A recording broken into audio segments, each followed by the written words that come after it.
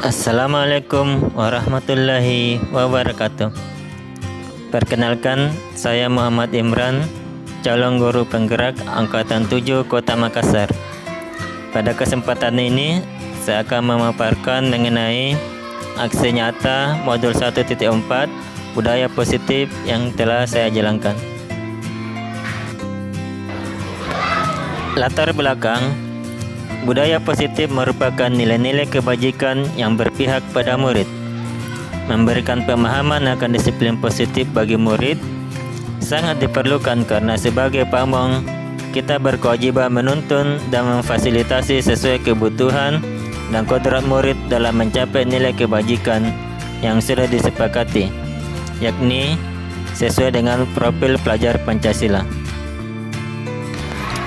Dalam menuntun dan mengembangkan murid secara optimal berdasarkan kodrat yang dimilikinya, maka seorang guru perlu melakukan sebuah perubahan untuk menciptakan budaya positif di sekolah.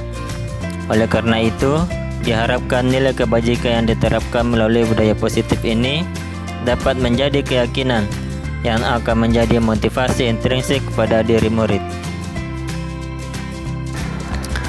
Tujuannya yakni penerapan budaya positif diharapkan bisa menjadi pembiasaan bagi murid, sehingga mereka menjadi karakter positif dan berbudi pekerti luhur. Adapun tolak ukurnya, yakni kita bisa melihat murid ini terbiasa menjaga kebersihan, berbahasa yang santun, membiasakan budaya lokal, memberikan senyum dan sapaan hangat, serta menjaga toleransi. Penerapan budaya positif yang saya lakukan di sekolah selama kurang lebih 4 minggu terdiri atas yang pertama, minggu 1, di mana saya sebagai seorang guru penggerak berkoordinasi dengan kepala sekolah terkait rencana yang akan saya lakukan. Selanjutnya, pada minggu kedua, saya bersama dengan murid menyusun keyakinan kelas, di mana saya melibatkan mereka untuk membuat keyakinan kelas. Assalamualaikum warahmatullahi wabarakatuh.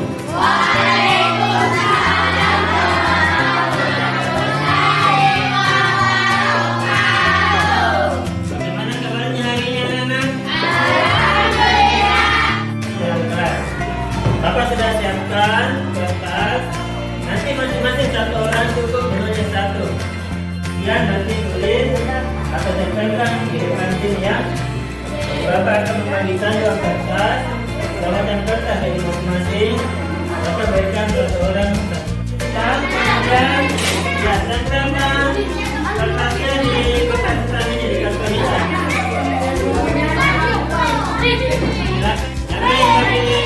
Yang selesai, silakan tempel di atas.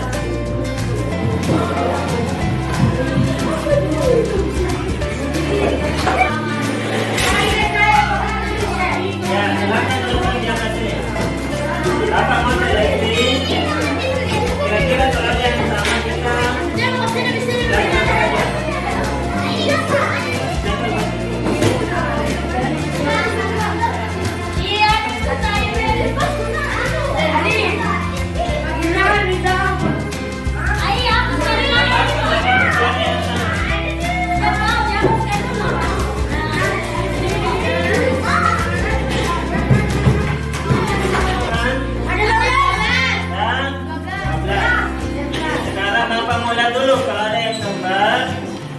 Ya, kita jadikan satu saja dulu. Yang pertama, nambah sampah pada tempatnya. Kamu seleksi dulu yang mana kira-kira yang kembang.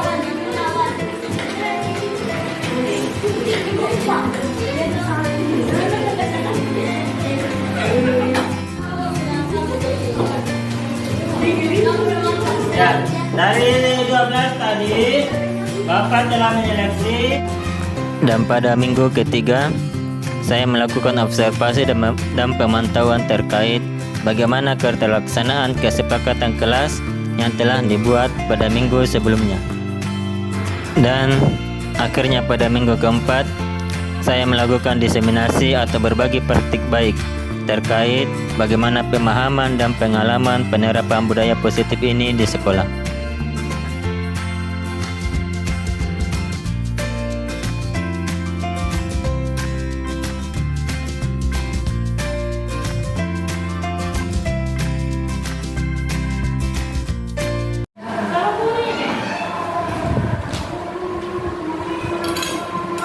Assalamualaikum warahmatullahi wabarakatuh. Waalaikumsalam warahmatullahi wabarakatuh. Yang terhormat kepada Bapak Ibu Kepala Sekolah yang telah menyempatkan waktunya hadir di tempat ini, dan kepada teman-teman yang juga bisa menyempatkan waktunya pada siang hari ini. Kebetulan pada kesempatan ini saya mematikan calon guru penggerak Angkatan 7 Kota Makassar akan membawakan materi mengenai diseminasi modul 1.4, di mana saya sebagai guru penggerak diwajibkan untuk melaksanakan aksi nyata. Jadi aksi nyatanya adalah kegiatan hari ini, di mana saya akan memberikan pengalaman saya mengenai budaya positif.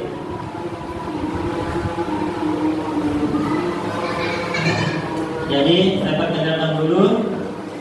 Untuk di guru penggerak ini saya difasilitatori oleh Bapak Idam. Jadi Bapak Idam ini adalah pengawas dari Kabupaten Sopeng. Beliau telah banyak pengalaman memimpin guru-guru penggerak baik di Makassar maupun di daerah lainnya. Dan saya juga didampingi oleh Ibu Ferlina Sri Isti Astuti. Jadi Ibu Ferlina ini adalah pengajar praktik yang juga merupakan guru di SD Kompleks IKIP. Jadi mereka berdua yang mendampingi saya sebagai guru penggerak menjalani kegiatan selama kurang lebih 6 bulan. Jadi mulai dari bulan 12, bulan 11, 12, dan hingga bulan 7 jika selesai jadwal. Jadi hari ini saya akan menjelaskan bagaimana itu budaya positif. Teman-teman, pernah dengar kita arti itu budaya positif? Pernah ya? Seperti apa itu budaya positif? Atau contohnya seperti apa kira-kira? Coba ada yang mau bicara? Ya, coba Bu Jumriani. Iya, terima kasih. Jadi budaya positif itu Pak, kalau yang saya tahu pembiasaan baik, seperti misalnya budaya tabik kita sebagai orang Makassar bisa diterapkan ke anak kita. Terima kasih. Terima kasih Bu Jumriani. Coba plusnya dulu untuk Bu Jumriani. Jadi Bu Jumriani kayaknya sudah banyak pengalamannya mengenai budaya-budaya positif.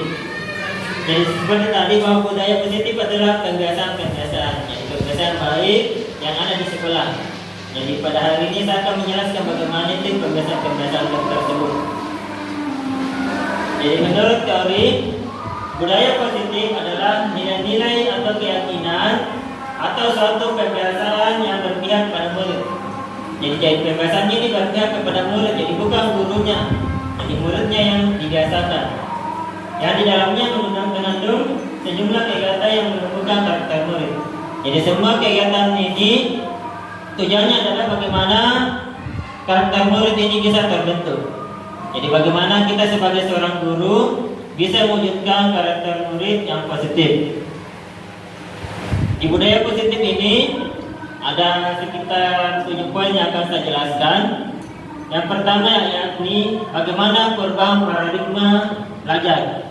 Jadi kita bandingkan bagaimana belajarnya orang dulu dengan yang sekarang. Tentu saja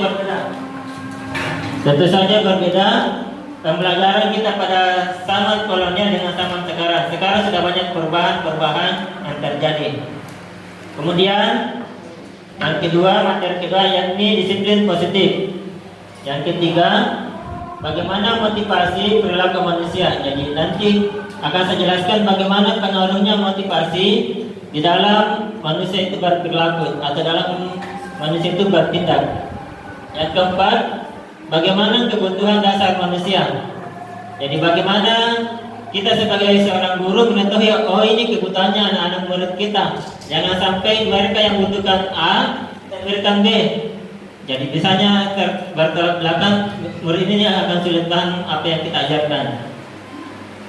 Yang kelima, bagaimana posisi kontrol. Jadi bagaimana seorang guru kita bisa mengontrol diri kita, bagaimana kita menempatkan diri. Apakah kita gurunya yang galak atau gurunya lemah lembut atau yang memberikan solusi.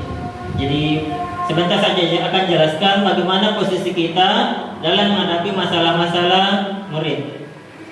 Materi ke-6 yakni keyakinan kelas. Jadi bagaimana kita seorang guru bisa membuat keyakinan di kelas kita. Jadi kita nanti bersama-sama murid mewujudkan sebuah keyakinan. Yang terakhir mengenai segitiga restitusi. Jadi ada sekitar 7 poin yang akan saya jelaskan pada kesempatan ini. Sebelum masuk ke materi, saya ingin bertanya dulu. Kira-kira kalau pemberian hukuman untuk teman-temannya, kalau kita kasih hukuman apakah bisa mendisiplinkan murid kira-kira? Setuju atau tidak? Tidak. Ya, jadi kalau kita kasih hukuman, biasanya itu murid tambah dihukum, tambah apa kira-kira? Ya, tambah nakal. Kita maunya tambah baik, ternyata itu murid. Kenapa ada tambah nakal ini, tambah kacau? Yang kedua, hukuman positif seperti membaca dan membersihkan kelas dapat membentuk kedisiplinan. Jadi kira-kira kalau kita menghukum murid, misalnya disuruh membaca, misalnya ada anak-anak, kau membaca apa saja, hukuman itu untuk kau, atau disuruh membersihkan kelas, kira-kira bisa disiplin atau tidak ini anak-anak? Nah, bisa, siapa yang bisa? Yang lain selain ibu Jum ini sudah ahli nih kayaknya nih. Nah, kira-kira apakah bisa mendisiplinkan ini anak kalau kita kasih hukuman, tapi hukumannya positif, bukan dihukum fisik, tapi disuruh baca atau disuruh membersihkan. Biasa juga kan, kau membersihkan WC karena melakukan kesalahan. Jadi kira-kira apakah bisa membentuk kedisiplinan? Ya, jadi ada yang bisa, ada yang tidak. Sebentar kita bisa lihat. Oh, kira-kira kalau jawabannya tidak, oh seperti ini ya, apakah benar atau salah? Yang ketiga, adanya peraturan di kelas atau sekolah menjadikan anak lebih disiplin. Setuju atau tidak ini, Ibu? Setuju. Ya, jadi kalau ada peraturan, anak bisa menjadi disiplin. Jadi kita nanti lihat kira-kira kalau ada diatur, anak ini harus masuk jam begini, kita buatkan peraturan-peraturan, apakah bisa menjadi disiplin. Dan terakhir, kalau kita berikan hadiah, apakah kira-kira motivasinya bisa meningkat? Bisa. Ya, bisa. Jadi untuk keempat ini kita akan lihat di materi restitusi atau materi posisi-posisi kontrol. Jadi ini hanya pengantar untuk melihat bagaimana respon Bapak atau Ibu. Jadi ini sudah sering kita alami. Yang berikutnya adalah mengenai filosofi Ki Hajar Dewantara. Jadi menurut Ki Hajar Dewantara, pendidikan ini diartikan sebagai tuntunan dalam hidup tumbuhnya anak-anak. Jadi sebagai tuntunan, menuntun segala kodrat yang ada pada anak agar anak mencapai keselamatan dan kebahagiaan yang setinggi-tingginya, baik sebagai manusia maupun anggota masyarakat. Jadi saya mau menceritakan pengalaman saya sebagai guru penggerak. Jadi awalnya saya sebagai guru penggerak ini, sebelum pada saat awal-awal menjalani guru penggerak, saya menganggap itu anak sebagai kertas kosong atau gelas kosong. Jadi waktu kuliah kan kita seperti itu. Kita diajarkan bahwa anak ini sebagai kertas kosong, guru yang akan mengisi itu. Jadi fungsinya guru memberikan ilmu dan transfer ilmu. Ternyata menurut Ki Hajar Dewantara tidak seperti itu. Jadi menurut Ki Hajar Dewantara, murid ini telah membawa kodratnya atau telah membawa potensi-potensi. Kalau kita ibaratkan misalnya ada lukisan, sudah ada sama-sama itu tergambar. Tugasnya guru bagaimana dikasih tebal gitu lukisannya. Jadi sudah sama-sama sudah penggambaran. Tugasnya guru itu menebalkan. Menurut contoh lain, menurut Ki Hajar Dewantara, guru ini seperti petani. Jadi seperti petani, kan petani itu beda-beda. Ada petani padi, petani jagung, petani sawit dan sebagainya. Semua jenis tanaman ini kira-kira ya Bapak Ibu sama atau tidak cara merawatnya? Tidak. Begitu pun anak-anak. pasti beda-beda. Tidak mungkin padi disamakan dengan misalnya sawit caranya. Pasti ada tanaman yang butuh banyak air, ada yang kurang. Begitu pun anak-anak, tidak boleh disamakan. Ada anak-anak mungkin yang dia suka belajar kalau ada yang dilihat di atas. Ada mungkin anak-anak yang suka belajar kalau dia mendengarkan. Bahkan ada anak-anak dia suka belajar kalau dia bergerak, tidak mau duduk di tempatnya. Itulah sekarang kenapa ada namanya kurikulum merdeka. Ada namanya pembelajaran berdiferensiasi. Jadi pembelajaran berdiferensiasi itu anak-anak dibebaskan. Bagaimana anak-anak itu mau belajar sesuai dengan kemauannya, tapi tetap dikoordinir oleh guru. Jadi anak-anak itu kalau memang dia suka visual, maka gurunya itu menyiapkan masing-masing. Ada yang dikumpulkan dengan murid yang visual, yang auditori dengan auditori, kinestetik dengan kinestetik. Jadi dalam kelas itu tidak hanya satu kegiatan pembelajaran, bisa sampai 3.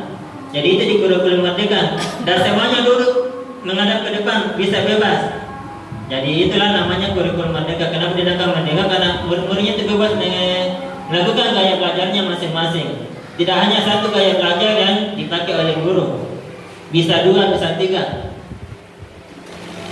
Nah, inilah untuk perubahan paradigma belajar. Kita mau adakan dulu kegiatan. Coba Bapak Ibu ada kertas di dekatnya atau tidak? Ada atau tidak? Coba, atau mungkin bagusnya di depan ada satu orang depan. Coba siapa yang mau di depan? Coba ya. Coba Pak Sari dengan Bu Nita ke depan dulu. Tidak apa-apa, ke depan dulu. Ya, ke depan dulu. Ya, supaya kita bisa lihat. Jadi yang lain menyimak. Jadi coba Pak Sari menggenggam kertas. Ya, digenggam di tangannya ya. Ya. Sekarang tugasnya Bu Nita goda Pak Sari supaya mau membuka tangannya. Bisa nih kalau dibuka putus begitu.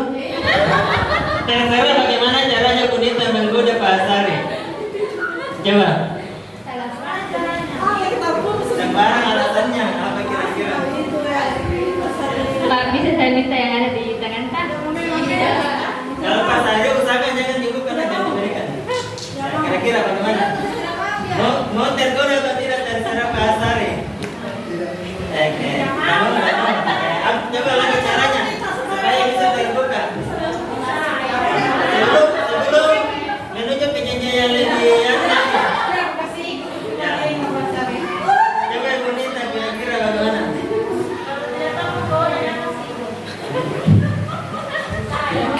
Ya, terserah Ibu Nita.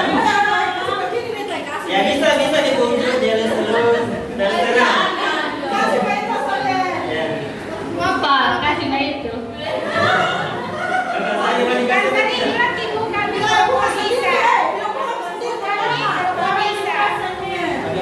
Bagaimana Pak Sari mau dibukakan atau tidak? Ya. Ya, coba mau dibukakan tidak? Bukan. Bisa dipaksa terserah Ibu Nita bagaimana caranya? Iya bisa. Berarti Pak Sari bisa menyerahkan dengan ikhlas ya, tanpa paksaan. Ya. Silakan. Makasih Pak Sari dan Bu Nita. Jadi itu adalah sebuah contoh bagaimana yang kita mau pelajari berikutnya. Jadi ini adalah sebuah contoh paradigma belajar. Jadi apakah tadi Pak Sari bersedia membuka kepala tangannya? Kalau bersedia apa alasannya? Kalau saya sebagai rekannya mungkin karena alasannya mereka ada hubungan. Jadi pada saat disuruh mengikut, jangan sampai tidak disuruh sebentar pulang. Saya tidak ditemani bicara.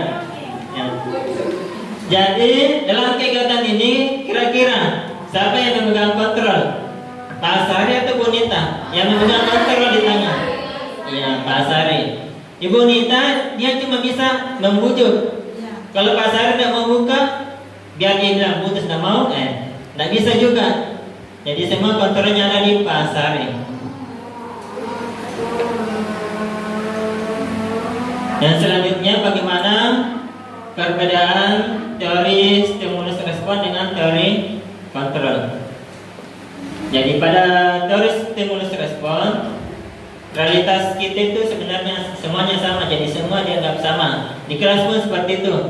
Mungkin dulu guru-guru itu menganggap bahwa anak-anak ini butuh pembelajaran yang sama semua. Jadi pada saat belajar, guru satu kali saja menjelaskan, semuanya harus menerima, suka atau tidak. Tetapi dengan teori kontrol, realitasnya berbeda. Jadi kebutuhan anak itu berbeda-beda. Jadi ada anak yang memang butuh diberikan materi secara visual, harus visual. Yang butuh auditori diusahakan diberikan materi secara auditori.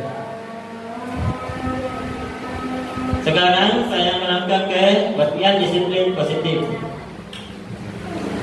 Coba, biasa dengar tidak kata disiplin?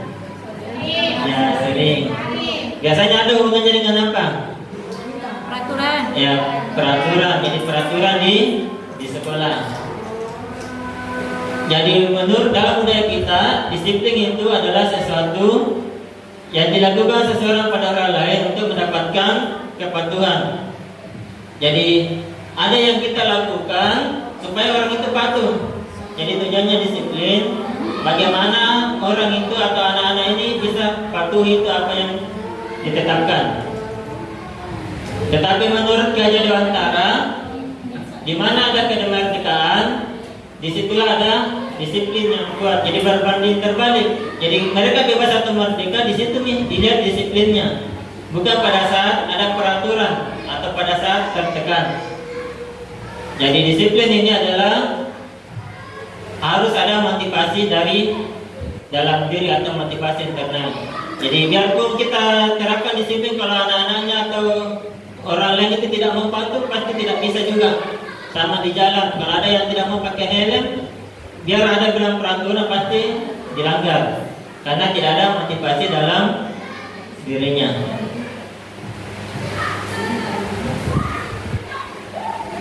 Ya, kemudian nilai-nilai kebajikan universal. Jadi nilai-nilai kebajikan universal maksudnya adalah nilai-nilai kebajikan yang disepakati bersama. Jadi ini disepakati bersama, bukan guru atau kepala sekolah yang tetapkan, tetapi disepakati bersama. Jadi ada motivasi di dalam diri, kemudian kita sepakati bersama ini.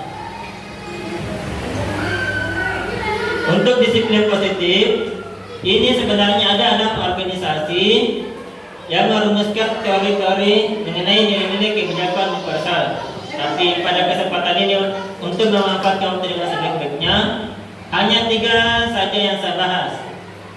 Yang pertama, nilai-nilai kebijakan universal berdasarkan profil pelajar Pancasila. Biasa dengar ini profil pelajar Pancasila? Ya, biasa. Utamanya ini yang kelas 1 dan 4 pasti sering didengar ini. Jadi profil pelajar Pancasila ada 6 poin. Yang pertama, beriman, bertakwa kepada Tuhan Yang Maha Esa, dan berakhlak mulia. Jadi bagaimana anak-anak ini kita harapkan bisa mereka beriman, bisa mereka bertakwa kepada Tuhan Yang Maha Esa. Kemudian berkebinekaan global. Jadi anak-anak ini bisa berkebinekaan, maksudnya meskipun berbeda-beda, tetapi tetap dalam hal satu global. Jadi kan kita dengar, kita tahu ada namanya Bhinneka Tunggal Ika, itu khusus di Indonesia. Tapi berkebinekaan global, maksudnya semua hal yang dari luar kita bisa terima, tetapi harus ada filternya. Jadi tidak boleh kita terima semua, tetap harus ada penyaringnya. Kemudian profil berikutnya adalah bergotong royong. Jadi bagaimana kita harapkan anak ini senantiasa bisa bergotong royong. Bergotong royong dalam artian hal yang positif, bukan hal-hal yang negatif. Yang keempat, nilai profilnya yakni kreatif. Jadi bagaimana kita sebagai guru mengharapkan murid-murid kita ke depannya ini bisa kreatif, bisa menjadi pribadi yang bisa menemukan hal-hal baru. Bukan hanya dilihat dari Google, ada di Google, ada di apa, tapi mereka bisa menemukan sendiri. Selanjutnya bernalar kritis. Jadi profil berikutnya adalah bernalar kritis. Jadi bagaimana murid-murid kita itu bisa berpikir yang kritis, yang hanya mau menerima. Kalau misalnya gurunya bilang A tetapi salah, muridnya itu bisa memprotes, Bu, yang saya tahu begini, jadi tidak boleh hanya menerima tapi bisa menanggapi.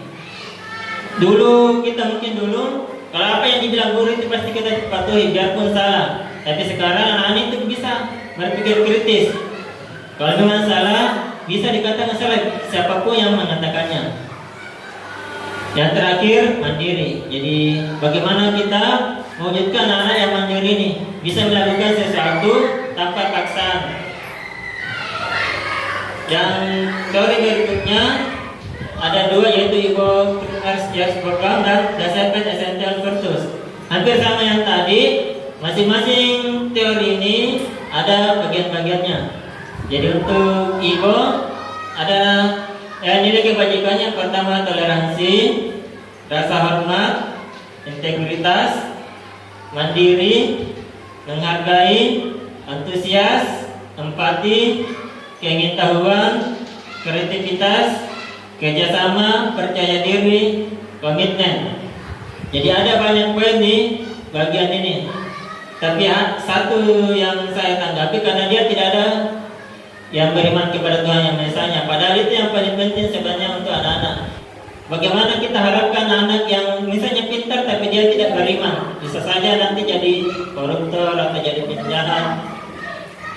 Begitu pun yang berikutnya, ada yang poinnya empati, suara hati, kontrol diri, rasa hormat, kebaikan, toleransi, dan keadilan. Sama ini, tidak ada nilai ketuhanan, ada nilai ketakwaan kepada Tuhannya. Jadi ternyata profil Pancasila ini meskipun sedikit, dia bisa mencakup semua dan lebih mendalam. Kemudian materi mengenai motivasi perilaku manusia. Jadi ada pertanyaan, kalau kita sebagai guru, kalau kita hadir di sini tepat waktu, kira-kira apa motivasi kita, Bapak Ibu? Kalau misalnya kita hadir, misalnya masuk jam 7.30, hadir jam 7, bukan hadir jam 8. Kira-kira apa motivasi kita untuk itu? Coba, siapa yang bisa berkomentar? Ibu Muli, coba. Terima kasih. Sebagai guru, selayaknya memang kita hadir tepat waktu, karena itu adalah merupakan suatu kewajiban, dan kita sebagai guru adalah panutan bagi siswa sendiri. Jadi misalkan gurunya datang tepat waktu, otomatis siswanya juga mengikuti gurunya, karena mereka berpikir guru saya saja datang tepat waktu, apalagi saya sebagai seorang siswa. Demikian, terima kasih. Ya, benar sekali. Jadi apa yang memotivasi kita kan itu adalah kewajiban kita. Jadi dan kita menyadari bahwa kita ini sebagai panutan atau contoh dari murid. Kalau gurunya terlambat, pasti muridnya bilang, tidak apa-apa deh, saya terlambat juga, karena terlambat di guruku. Jadi bisa saja anak-anak itu mengikuti, dan pasti mengikuti. Kalau gurunya terlambat, pasti muridnya juga terlambat. Jadi motivasi perilaku manusia sebenarnya ada 3. Jadi yang pertama, dia termotivasi karena untuk menghindari hukuman. Jadi dia melakukan sesuatu atau termotivasi karena supaya tidak dihukum. Jadi misalnya tadi ada misalnya murid dan cepat datang, mungkin karena alasannya supaya tidak dihukum, karena kalau terlambat pasti dihukum. Motivasi berikutnya supaya bisa mendapat penghargaan dari orang lain, misalnya dapat pujian, dia mau cepat datang, atau misalnya rajin supaya dipuji. Yang terakhir, karena dia yakin dan menghargai dirinya. Jadi ini yang paling bagus dari ketiga ini. Jadi dia ingin menghargai dirinya. Saya hargai diriku karena saya ingin dihargai juga. Jadi dia menghargai dirinya. Dia tidak mau dirinya jadi contoh yang buruk. Jangan sampai nanti ditanya, kenapa kok begini? Ikan itu saya ikuti, pasti tidak bagus untuk kita. Jadi dia hargai dirinya supaya juga dihargai orang lain. Jadi seperti yang tadi ada 3. Jadi kalau misalnya motivasi Bapak Ibu datang tepat waktu karena tidak mau ditegur, pasti alasannya karena untuk menghindari hukuman. Jadi kalau mau menghindari hukuman, datang supaya tidak ditegur kan. Jangan sampai kepala sekolah sudah dalam kelasku, pasti tidak enak juga. Biarpun tidak ditegur, pasti merasa tertegur juga kalau kepala sekolah sudah ada dalam kelas. Motivasi yang kedua, kalau dia mau mendapat penghargaan, berarti misalnya alasannya tadi mau dipuji, berarti yang motivasinya itu ingin mendapat penghargaan. Tapi kalau misalnya dia karena menghargai waktu, karena memang dirinya yang ingin tepat waktu, karena dia mau menghargai nilai-nilai dirinya. Dia tidak mau dirinya jadi contoh yang buruk. Dia mau dirinya jadi panutan. Jadi ini saya akan memperlihatkan nanti bagaimana bedanya hukuman dengan konsekuensi. Pasti sering gini, biasa ada anak-anak yang terlambat, pasti kita hukum nih seperti yang saya bilang tadi. Mungkin ada terlambat, disuruh membersihkan WC deh. Karena kau terlambat, bisa kamu WC, atau misalnya kau terlambat membersihkan dulu, berdiri dulu depan kelas. Jadi saya mau lihat pendapat Bapak Ibu, kira-kira kalau tindakan guru ini masuk hukuman atau konsekuensi? Coba yang pertama, kalau misalnya ada anak-anak disuruh mencatat, saya tidak akan terlambat lagi 100 kali karena dia terlambat, kira-kira masuk apa ini, hukuman atau konsekuensi? Hukuman. Ya, hukuman. Kita lihat apakah hukuman atau konsekuensi. Ya, benar, hukuman. Jadi dia merasa dihukum karena dia terlambat. Yang kedua, dia membersihkan coretan yang dibuat menjadi, ada coretan yang dibuat, dia juga disuruh membersihkan. Kira-kira ini masuk hukuman atau konsekuensi? Hukuman. Ya, coba kita, ada yang hukuman? Ada yang menjawab hukuman? Hukuman. Coba kita lihat. Jadi konsekuensi. Yang ketiga, ini pada saat pandemi ini biasanya dia dihukum pusat karena tidak menggunakan masker. Jadi karena tidak pakai masker, dia disuruh pusat, mungkin sama guru kelas atau sama guru olahraganya. Kira-kira masuk apa nih kalau dia dihukum? Hukum seperti ini? Ya, benar, hukuman. Yang keempat, dia disuruh berdiri di depan kelas sambil mengangkat kakinya karena tidak bisa menjawab pertanyaan. Kalau kita hukum murid atau kita seperti ini, kira-kira masuk apa nih? Hukuman. Ya, benar, hukuman. Jadi kita suruh berdiri anak-anak karena tidak bisa menjawab pertanyaan. Yang terakhir, murid ini datang terlambat dan diminta tinggal 15 menit. Jadi teman-temannya sudah selesai, dia tetap disuruh kau tak boleh dulu keluar 15 menit setelah kelas selesai. Kira-kira masuk apa nih? Hukuman atau konsekuensi? Ya, benar, konsekuensi. Kira-kira dari 5 contoh ini, kira-kira ada bisa menyimpulkan tidak apa itu hukuman, apa itu konsekuensi? Coba. Pasti itu.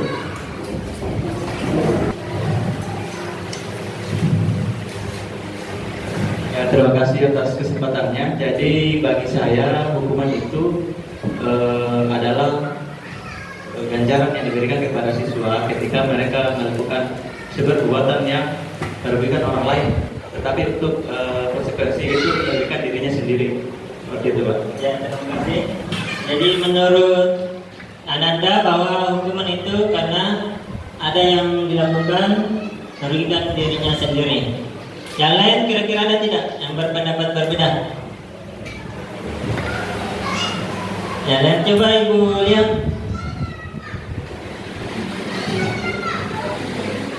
Ya, terima kasih. Menurut saya hukuman itu tidak ada hubungannya dengan kesalahan atau pelanggaran yang dibuat oleh peserta didik dan sifatnya itu secara tiba-tiba. Kemudian konsekuensi itu adalah ada hubungannya dengan pelanggaran yang dibuat dan telah ada kesepakatan sebelumnya. Terima kasih. Terima kasih untuk kuliah. Ya, kita lihat dulu, kapas dulu untuk kuliah. Jadi hukuman itu adalah tidak terencana, jadi tiba-tiba. Jadi misalnya ada anak datang langsung dihukum ya kalau ini. Apapun yang ada di pikiran gurunya itu yang dilakukan, misalnya disuruh berdiri, disuruh pusat, disuruh lari. Tidak ada hubungannya apa hubungannya terlambat dengan lari kira-kira, kan tidak ada. Tapi kalau konsekuensi sudah disepakati, jadi atau sudah terencana. Misalkan ada anak-anak yang merusak, maka konsekuensinya adalah mengganti, bukan dipukul atau bukan dimarahi atau bukan dicubit.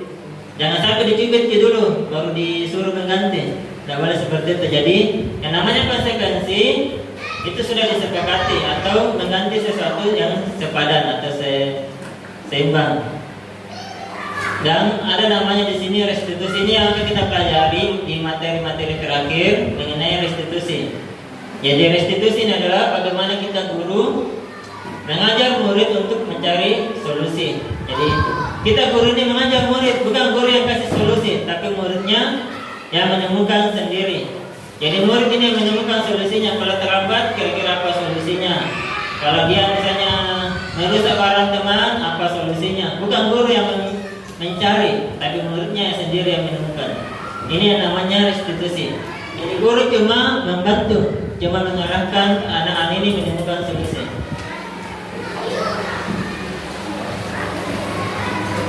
Sekarang ternyata di sini menurut Alfikon ada namanya dihukum oleh penghargaan, padahal anak tidak berpikir ternyata kalau dihargai anak-anak ini ternyata masuk di hukuman, karena tidak berpikir seperti ini.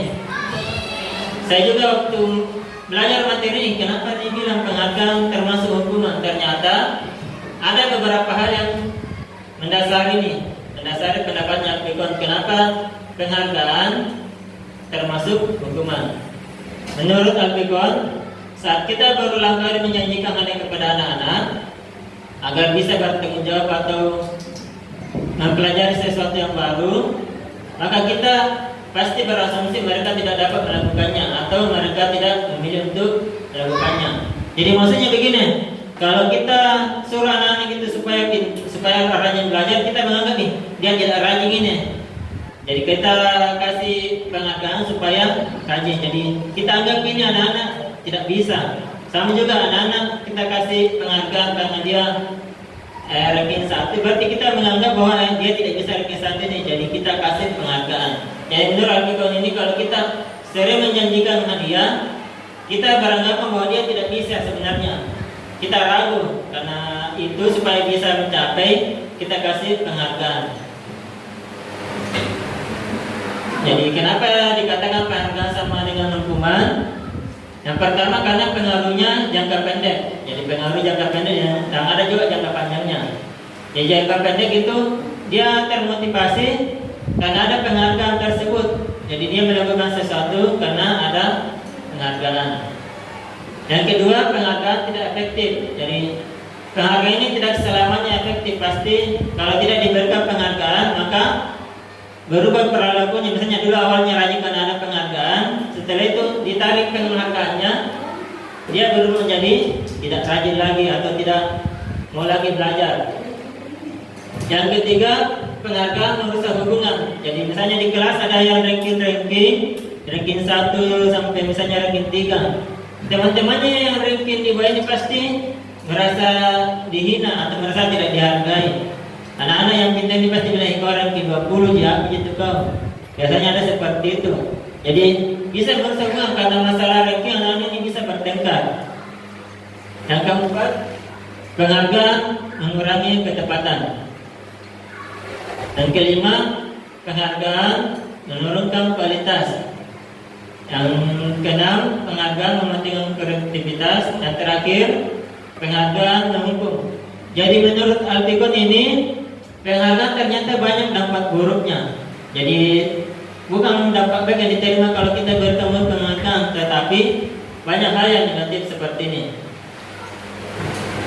Kenapa dikatakan tidak efektif? Karena ini, kalau dia melakukan sesuatu karena ingin mendapat penghargaan, maka kita harus terus-terus untuk memberikan penghargaan. Pada saat tidak diberikan, maka apa yang sudah dilakukan yang baiknya itu akan berubah. Jadi tidak efektif. Pada saat misalnya kita janjikan pulpen atau janjikan permen, Pada saat kita sudah tidak punya peluang untuk penghargaan lagi, maka anak-anak ini akan berubah. Jadi dia melakukan sesuatu karena hanya mau penghargaan. Dan tadi penghargaan bersehubungan sudah saya jelaskan tadi. Ini penghargaan jangka pendek. Jadi jika anak-anak ini atau jika kita menggunakan penghargaan, tidak menggunakan penghargaan lagi, maka orang itu akan kehilangan motivasi. Jadi kalau sudah tidak ada penghargaan, maka tidak ada lagi motivasi dari dirinya. Jadi sudah hilang motivasinya. Namanya lagi ini karena tidak ada hadiah dari guruku. Itu maksudnya. Yang ini penghargaan mengurangi ketepatan. Jadi biasanya kalau kita kasih penghargaan karena supaya anak-anak ini bisa jawabannya tepat, ternyata terbalik. Biasanya kalau kita berikan penghargaan, anak-anak ini buru-buru. Jadi jawabannya biasanya banyak yang tidak tepat. Ini yang berikutnya, hasil kerja menurun. Jadi kalau kita berikan penghargaan, bisa menurunkan hasil kerjanya anak-anak. Dan mungkin tidak usah saya sampaikan semua.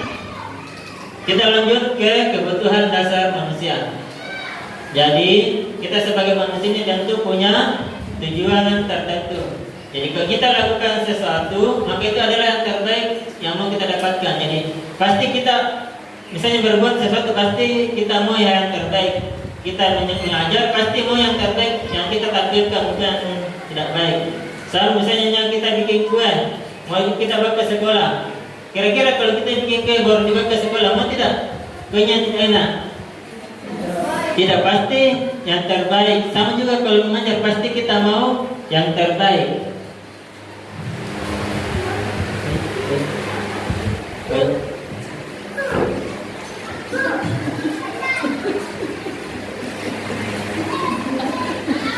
Jadi menurut teori kebutuhan dasar manusia ini ada 5. Jadi kebutuhan dasar kita ada 5. Yang pertama karena mau bertahan hidup. Jadi kebutuhan dasar kita itu mau bertahan hidup.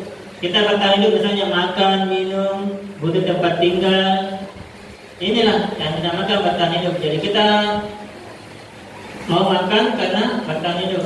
Yang kebutuhan kedua, kita butuh rasa kasih sayang dan rasa diterima.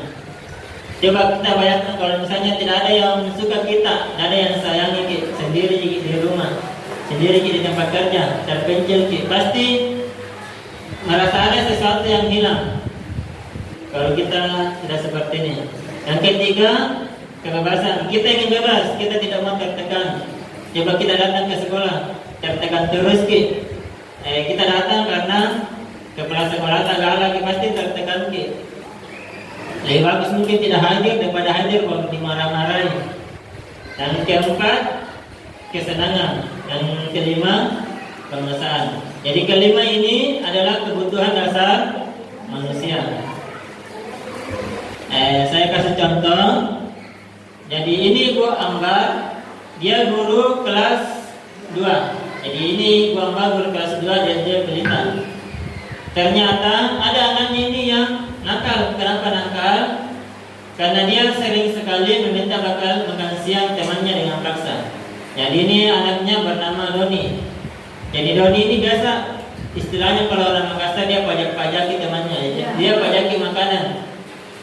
Kira-kira apa alasannya Doni ini?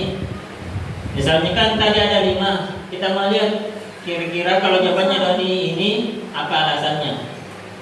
Jadi di contoh kasus ini masing-masing tindakan ada alasannya. Jadi diambilkan contoh kalau misalnya Doni menjawab dia lapar dan orang tuanya tidak membapanya bekal makan siang. Jadi alasannya misalnya Doni lapar baru dia tidak bawa makanan, dia minta makanan temannya. Jadi maka ini kebutuhannya bertahan, ya bertahan hidup.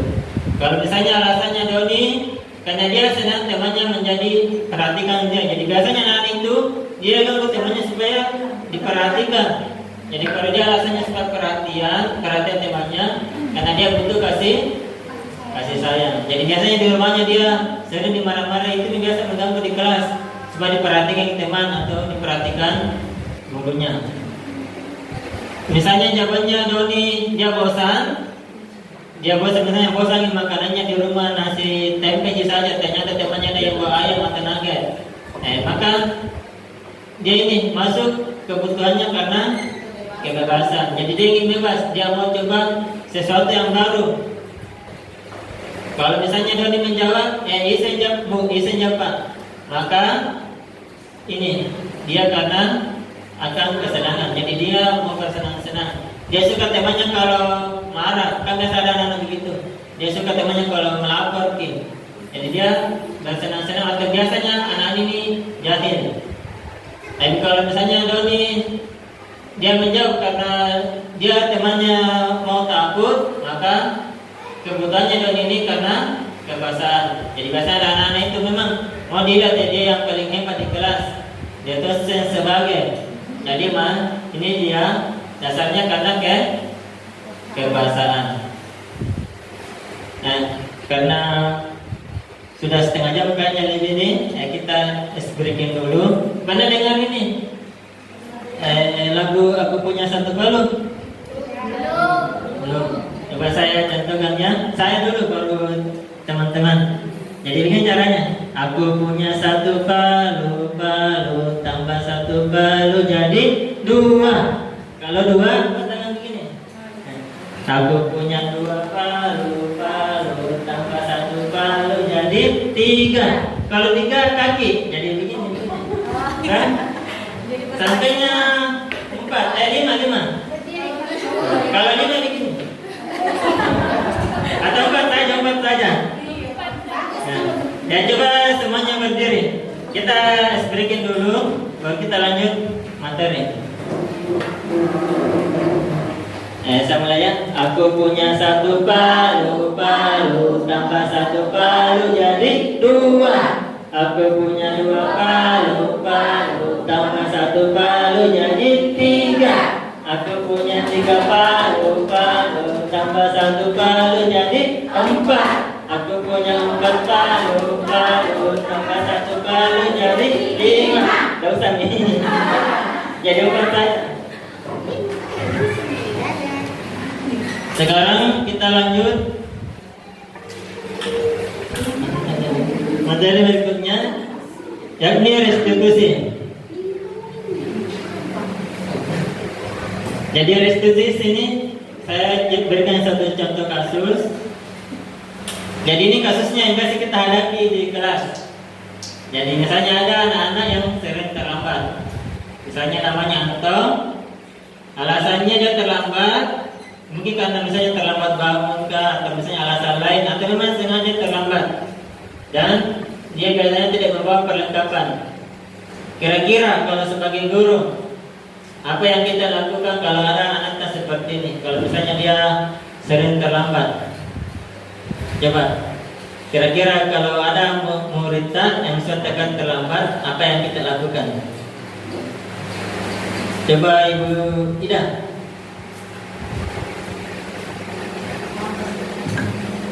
Makasih Pak.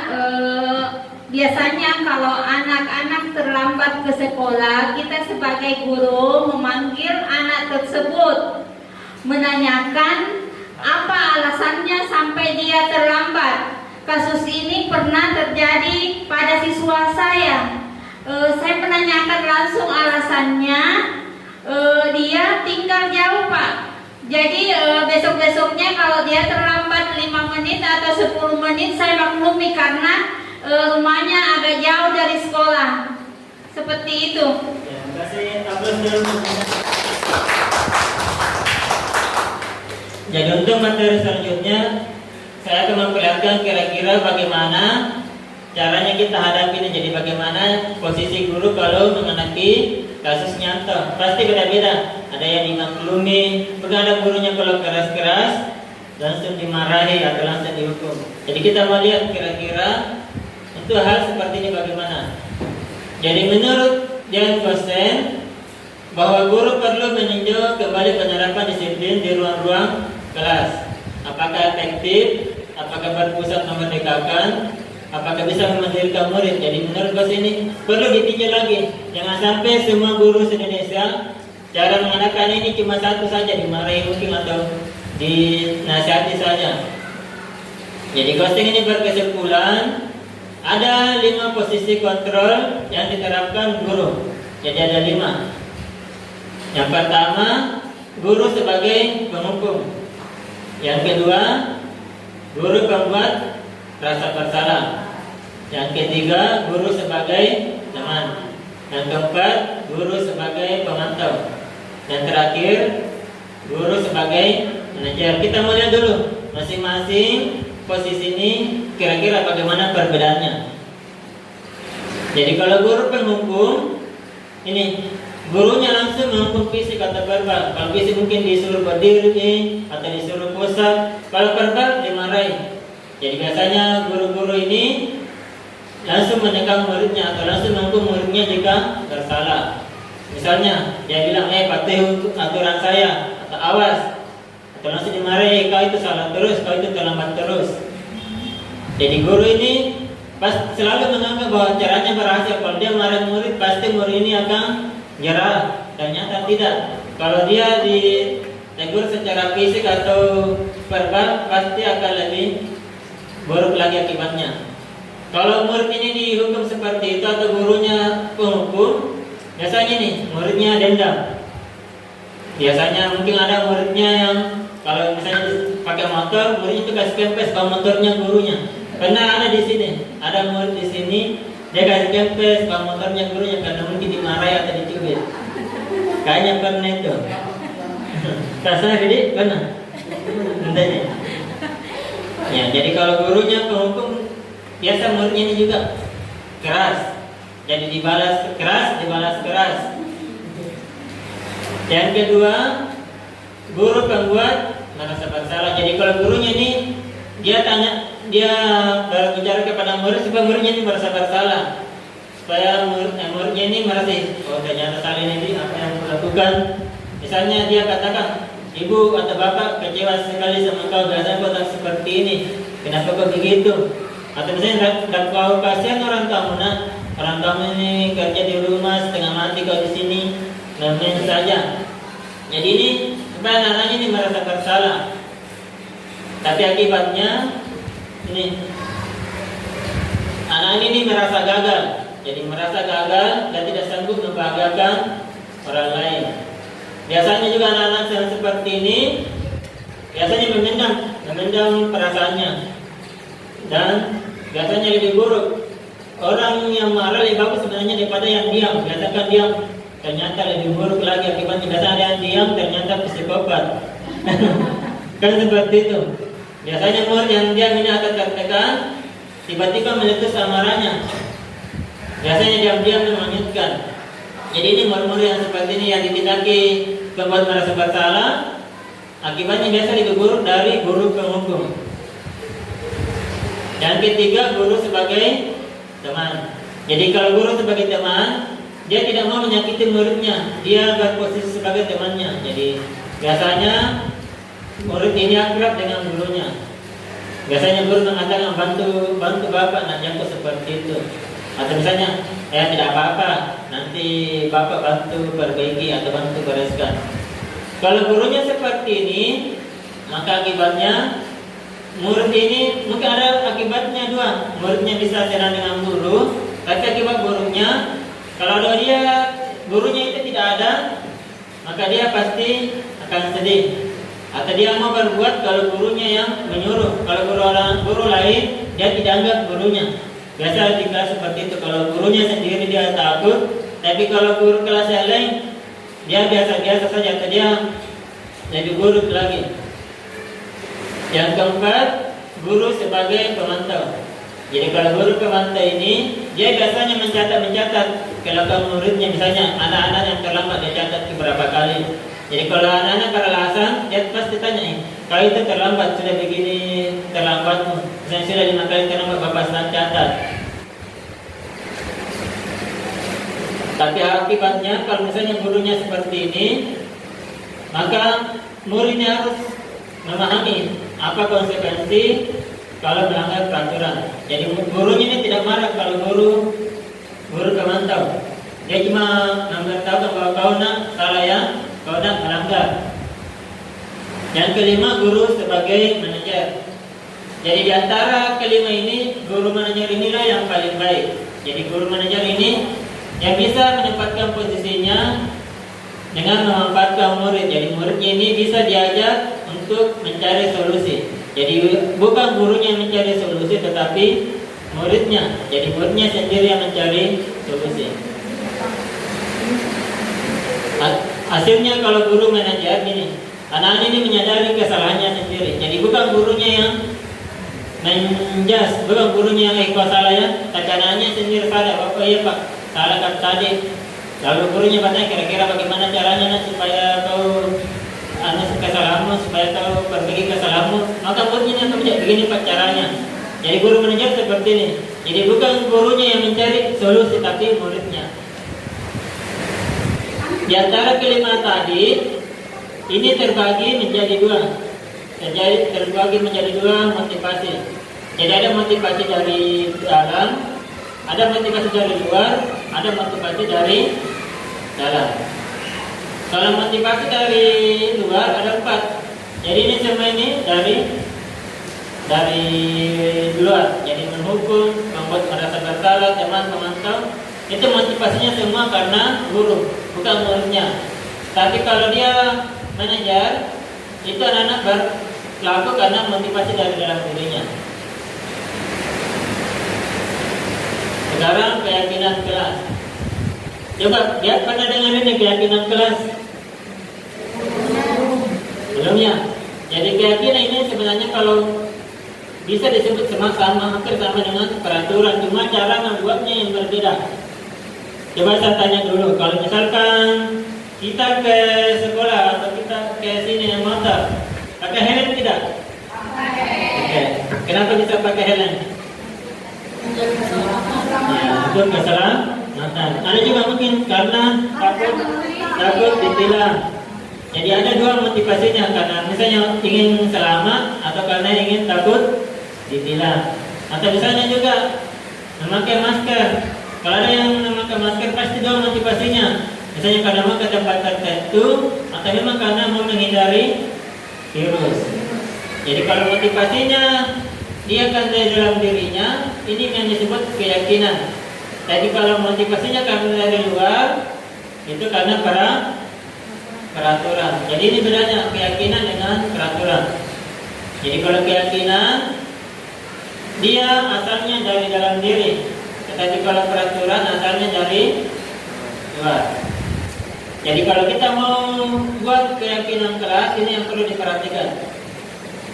Jadi keyakinan kelas ini sifatnya abstrak dibandingkan peraturan yang lebih rinci.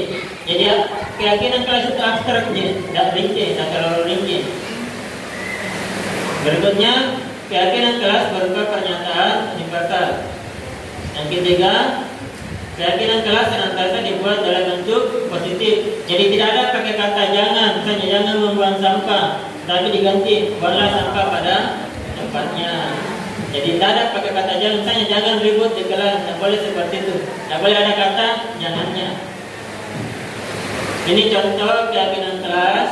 Misalnya di kelas 1, setiap anggota kelas perlu belajar, setiap anggota kelas perlu senang. Jadi tidak ada kata jangan. Misalnya nih, setiap anggota kelas perlu melakukan tugasnya. Jadi tidak ada pakai kata jangannya. Ini contoh keyakinan kelas yang saya sudah buat. Jadi kalau mau buat seperti ini, pertama-tama kita jelaskan dulu kepada anak-anak apa bedanya keyakinan dengan peraturan kelas. Setelah itu mereka menuliskan kira-kira apa keyakinan kelas yang mau dia terapkan. Jadi kalau dia sudah tuliskan, ditempel, nanti diseleksi lagi, karena biasanya ada yang sama, kita seleksi. Kalau ada yang sama, kita jadikan satu saja. Jadi ini yang telah saya lakukan di kelas, dan nanti akan saya tuliskan dalam kartu yang utuh dan ditempel. Yang terakhir, ini restitusi. Jadi telah kita bahas tadi hukuman, konsekuensi, dan restitusi. Jadi restitusi ini proses menciptakan kondisi bagi murid untuk memperbaiki kesalahan mereka. Jadi proses supaya murid ini bisa memperbaiki kesalahan. lalu kembali kepada kelompoknya dengan karakter yang lebih baik. Jadi supaya bisa kembali ke teman-temannya, dia tidak dihina. Jadi dia kembali ke teman-temannya dengan ceria. Dia tidak merasa sudah dimarahi atau dikucilkan. Apa ciri-cirinya?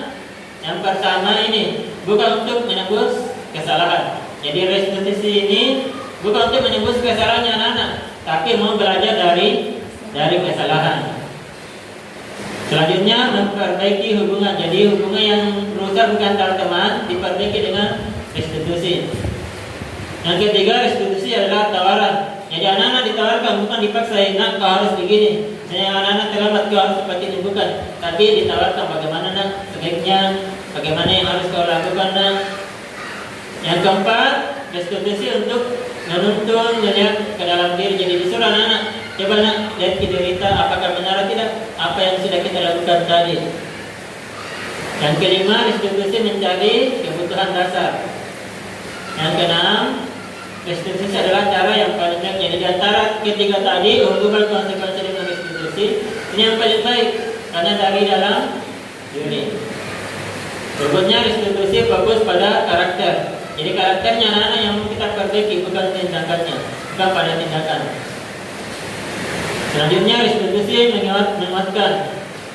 Kesembilan, restitusi fokus pada solusi, bukan kesalahannya anak-anak dibahas terus. Misalnya, kau nak terlambat terus, kau ini, tapi mau dicarikan solusinya, bukan kesalahannya yang difokuskan.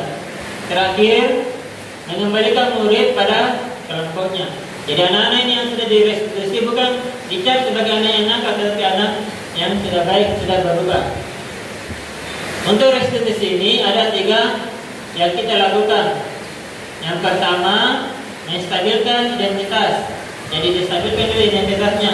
Awalnya marah, distabilkan. Kemudian divalidasi tindakannya yang salah. Diingatkan bahwa tindakan ini tadi salah. Yang terakhir, menanyakan keyakinan. Untuk menstabilkan identitas, kita mau mengubah identitas anak ini dari gagal menjadi orang yang sukses. Jadi awalnya merasa anak ini gagal karena berbuat salah, dia mau distabilkan. Dia mau diyakinkan bahwa anak kau itu memang seperti itu, tapi tidak apa-apa, wajar itu nak kalau misalnya kau berbuat seperti itu. Jadi dia tidak langsung dimarahi, dia distabilkan dulu keadaannya. Setelah distabilkan baru divalidasi, baru diingatkan. Nah, kira-kira tadi yang dilakukan bagus atau tidak, melanggar atau tidak. Jadi sudah distabilkan, divalidasi. Jadi bukan guru yang langsung menyalahkan, tapi anak-anak ini yang mengakui, oh ya Pak, ya Bu, salah tadi. Yang terakhir menanyakan keyakinan. Jadi kalau menanyakan keyakinan, ditanyakan, kira-kira kau memperbaiki ini dengan cara, misalnya kau terlambat, bagaimana caranya supaya tidak terlambat? Ada anak menyontek, bagaimana caranya supaya tidak menyontek lagi? Jadi ini menanyakan keyakinan. Ada yang saya menampilkan untuk restitusi ini. Jadi saya tidak menerapkan satu restitusi. Jadi ini ada anak yang dia menyontek pada saat ulangan. Jadi saya coba terapkan yang ini ada itu. Jadi ini anaknya saya pakai di kamar. Tadi kita sedang apa? Lalu dalam tindakannya ya, ternyata itu kalau tidak. Jadi anak dipanggil baru ditanya, Lana tadi kenapa? Jadi anak yang menjawab sendiri bukan gurunya. Nah, kalau tadi menyantai ya, tapi kita yang tanyakan, nah apa tadi yang didikin waktu ulangan? Dia jawab sendiri Pak menyantai. Jadi di sini distabilkan dulu keadaannya, tapi tidak bagus. Namanya bagaimana kalau menyantai? Jujur atau tidak? Ya, tidak jujur. Jadi kalau menyantai itu namanya keyakinan, kejujuran. Sekarang Bapak mau tanya dulu, ada salah begini. Meskipun tidak tahu, usahakan saya sendiri dan menyanyinya. Bapak juga dulu seperti itu, tidak belajar. Akhirnya, tetapi sekarang Bapak tidak mau menyalahkan salah. Bapak mau jaga solusi kita sebagai guru bukan mau menyalahkan anak-anak, tapi diusahakan anak-anak ini bisa mencari solusinya. Jadi bukan guru yang carikan solusi, bukan guru yang menyalahkan. Jika ada pertanyaan lagi, kenapa selalu bisa menyalahkan? Belajar tidak bagaimana? Kenapa tidak belajar?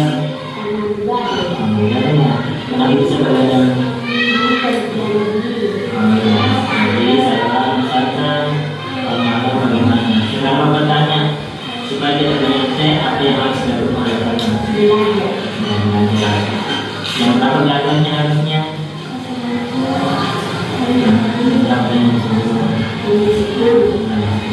Ya, jadi ini anak-anak yang menjawab sendiri. Jadi bukan gurunya yang kasih jawaban. Jadi anak-anak ini yang cari solusinya. Jadi misalnya ada yang menyantai, maka ditanya kira-kira bagaimana supaya tidak menyantai. Dia akan menjawab, belajar Pak, belajarnya jam berapa, kan seperti itu. Ini nih yang namanya segitiga restitusi. Jadi bukan guru yang langsung, oh nak salah ya tadi kenapa menyantai. Tapi dia yang sendiri menjawab. Guru cuma arahkan saja supaya bisa menemukan solusinya. Jadi seperti itu untuk restitusi.